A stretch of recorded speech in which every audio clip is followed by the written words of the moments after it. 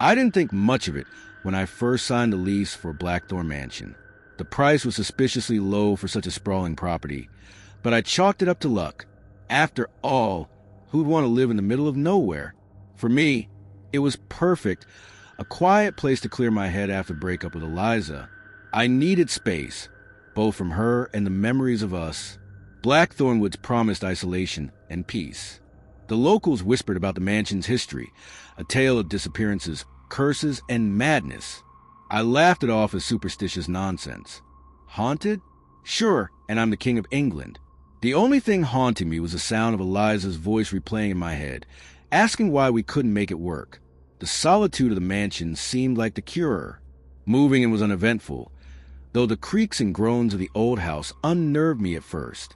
By nightfall, those sounds became background noise. I told myself I'd get used to it.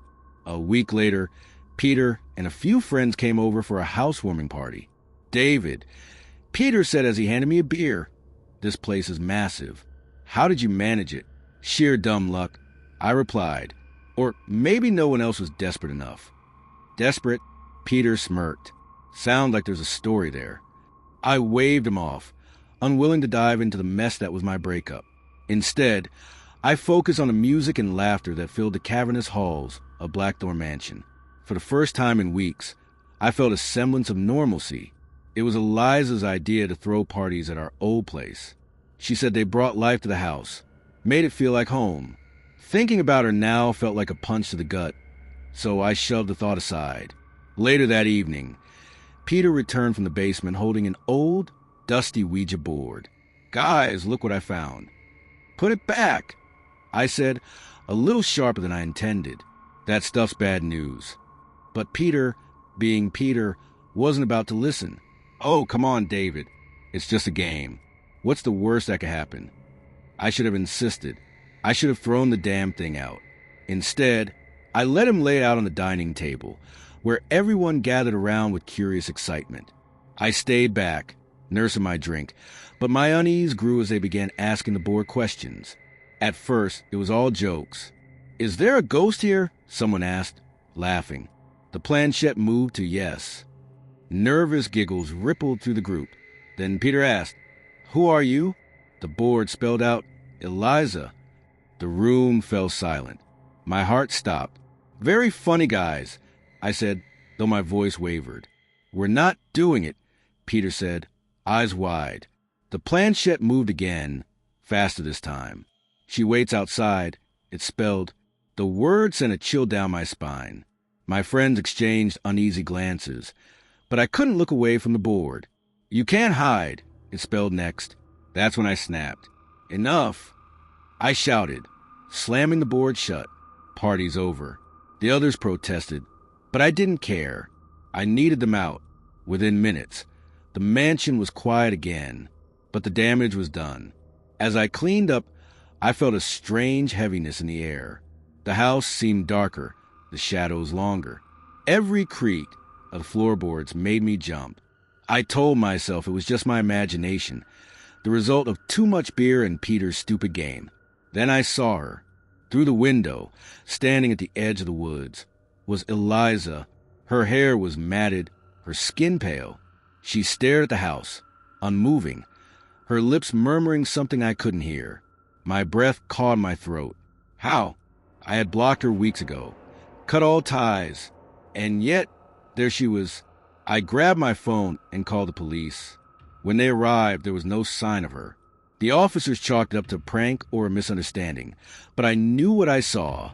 The way she stood there, the look in her eyes, it wasn't the Eliza I knew. That night, I couldn't sleep. I kept the lights on, every lamp and bulb in the house blazing. Still, the shadows seemed to creep closer. And then came the smell, a sickly, rotting stench that clung to my skin. I scrubbed and scrubbed, but it wouldn't go away. Worse, my skin began to peel, as if something was eating away at it. By morning, I was desperate. I packed a bag and left Blackthorn Mansion, vowing never to return. But the curse, or whatever it was, followed me. Eliza's face haunted every reflection.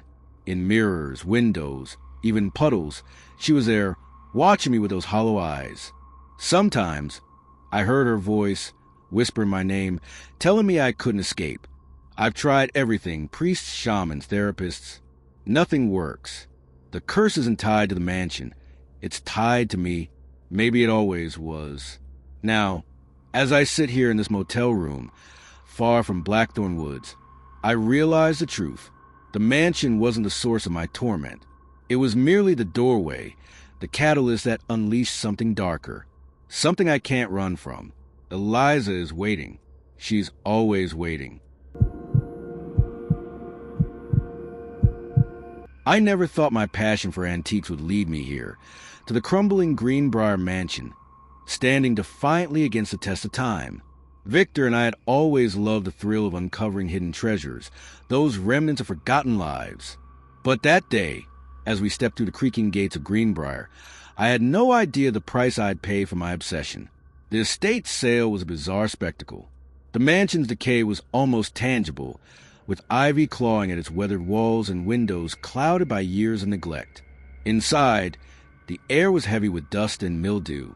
My eyes roamed over faded paintings, tarnished silverware, and chipped furniture until they landed on it. The doll. Its glass eyes seemed to follow me, their lifelike glint oddly captivating. The porcelain face was a mask of serenity, framed by golden curls. A dark green dress, surprisingly intact, clung to its delicate frame. Despite Victor's whispered protests, "Clara, it's creepy as hell. Let it go." I felt an inexplicable pull. Before I knew it, the doll was mine. Victor's frustration simmered on the drive home. "Another doll? Really? You're turning our house into a horror movie set." His voice rose with every word, but I barely listened. I was fixated on the doll, cradling it like a prized artifact. "It's not just a doll, Victor." I shot back. "It's history. Art. It's unnerving," he muttered, shaking his head.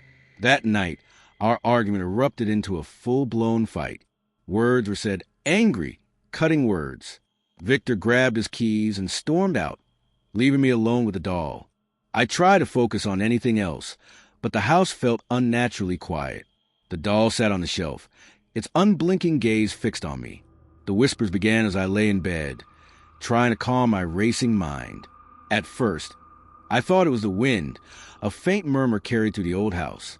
But the sound grew clearer, childlike voices, soft and sing-song, just beyond my hearing. My heart pounded as I bolted upright. "Victor?" I called out, forgetting he wasn't there. No answer.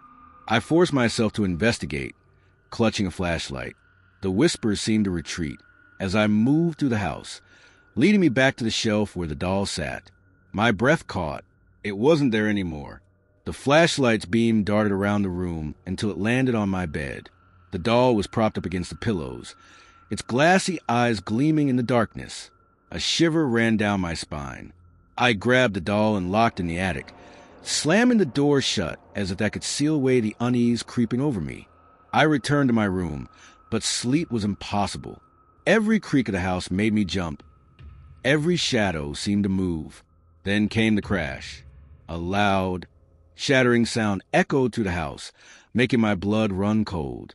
I rushed to the attic, flinging the door open. The sight before me was horrifying.